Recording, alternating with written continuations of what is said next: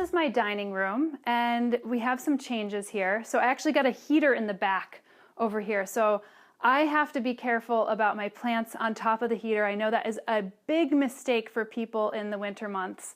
But I kind of switched over my table. My table used to be pushed up against there, but now that I have a heater here, I've pulled it out. I have my tetrastigma hanging from this middle here. I had a philodendron at some point, went through a couple of various different plants.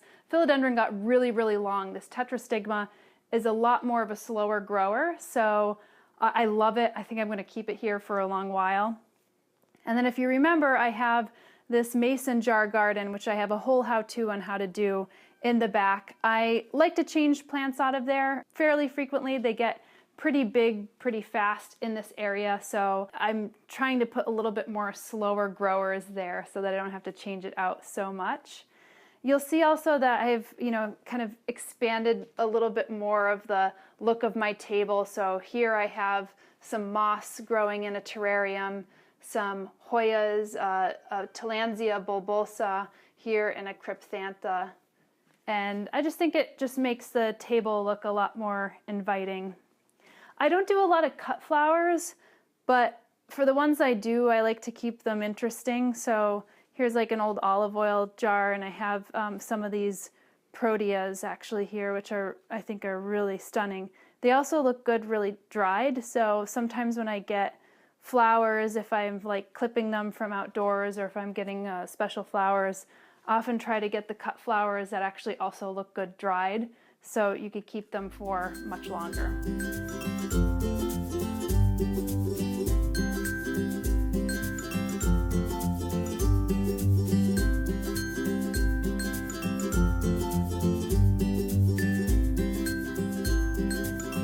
So we're moving into the living room, and a lot of my house is just an extension of one another, room into room. And if you remember, this is actually a trellis that I picked up off the side of the street and repainted it and kind of put it up here. And this is an Epiprenum aureum. So this is a devil's ivy, and you can see it's actually grown like mad. I have it trailing up onto my ceiling and connecting to another Epiprenum aureum on the other side.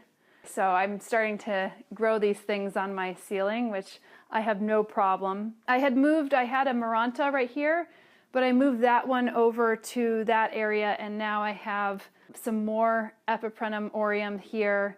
And you'll notice that I have some philodendrons and aglaonemas growing up onto my post right here.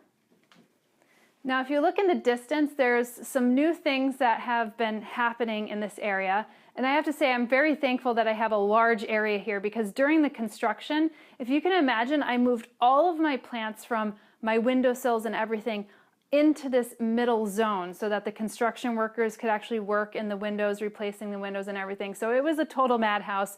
And admittedly, I did lose some plants, which is really unfortunate, but it was just really hard for me to actually water everything, because even though I have a lot of plants, everything is actually in its own place, and it makes it a lot easier to take care of them when they're that way. But if you'll see here, I have an aspect grow light from Soltech Solutions, and I have some different types of aglaonema. I have a Natal plum and also a philodendron that has grown up pretty quickly. I always have to actually continue to pull the light up because the philodendron is growing almost above the light.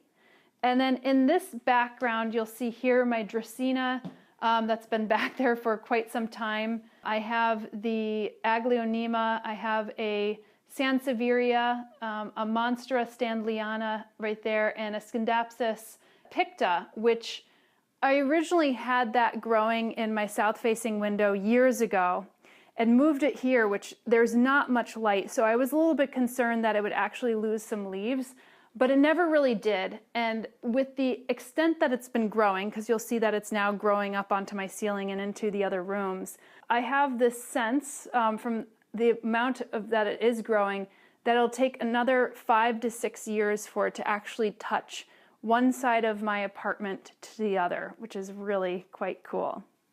The other thing that's actually new is if you see in the distance back there, a really bright neon green plant is a neon pothos. and an aspidistra right below it. And I had a dracaena in the back there, but the dracaena was getting really etiolated, pretty long. It was dropping some leaves.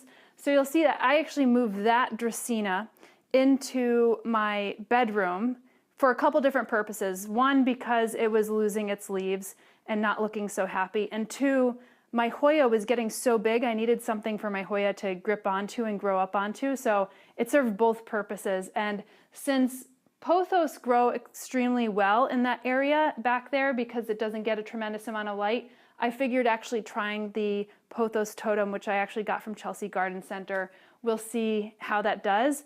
My sense is that you'll see it very neon green, and in probably a couple months, it'll start to get darker and darker leaves and revert back to a little bit of a darker leaf variety because it'll need to produce more chlorophyll in order to be able to get more light because there isn't a tremendous amount of light there. I think it'll probably only maintain that color if I were putting it in a more brighter spot or brighter area. So we'll see what happens. Sometimes it's just an experiment that you do within your own home.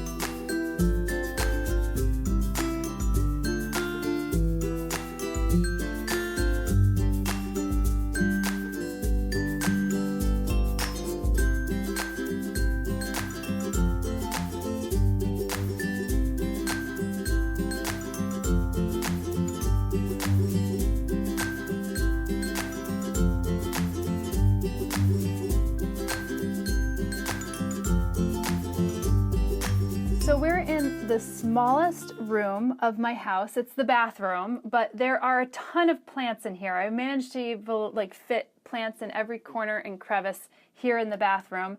And before I had a big water heater in here that got moved out. So I replaced that water heater with a shelf with plants, which is kind of amazing.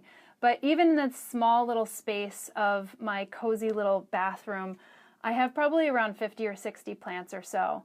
So you'll see some beautiful varieties here, some asparagus fern. I have some calathea here, some Hoyas, some button ferns, tillandsias.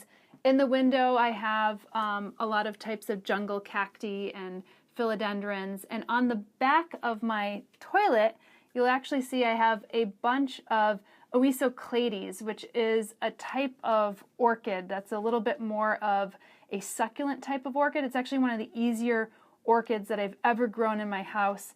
And I started with succulents kind of on the back of my toilet, but they just don't get enough light in here. So the Oesoclades orchids actually work really well.